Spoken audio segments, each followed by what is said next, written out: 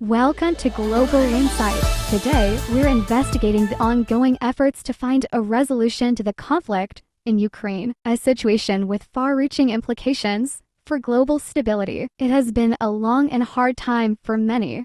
What are the key developments, and what do they mean for the future? Recently, high-level officials from the United States and Russia convened in Saudi Arabia for talks aimed at finding a path to end the war in Ukraine. This meeting is particularly noteworthy because it occurred without the direct participation of Ukraine and its European partners. Why is this the case? And what does it signify? China has expressed that all parties involved in the Ukraine war should participate in peace negotiations. China has tried to position itself as a potential peace broker in the conflict. How might China's involvement shape the dynamics of these negotiations, especially given its relationship with Russia? The U.S. delegation included figures such as Marco Rubio, and the Russian side was represented by Sergei Lavrov, among other top-level political, intelligence, and economic figures.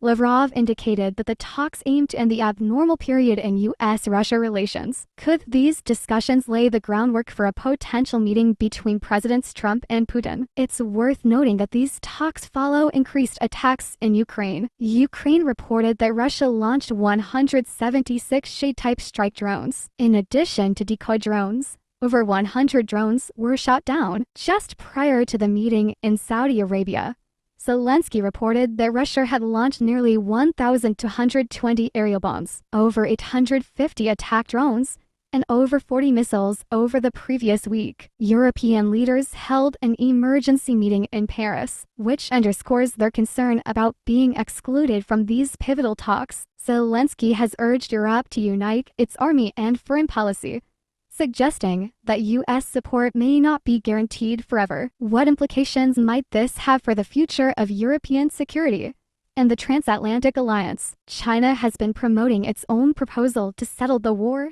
though details remain somewhat vague. Despite this, China's growing ties with Moscow have led to some skepticism in the West. How can China work to build trust and demonstrate its neutrality in this conflict? These discussions are undoubtedly complex, with many factors at play. The exclusion of Ukraine and European partners raises questions about inclusivity and long-term stability. The role of China as a potential peace broker adds another layer of intrigue. It remains to be seen whether these talks will yield a path towards de-escalation and a lasting resolution. Thank you for joining us on Global Insight.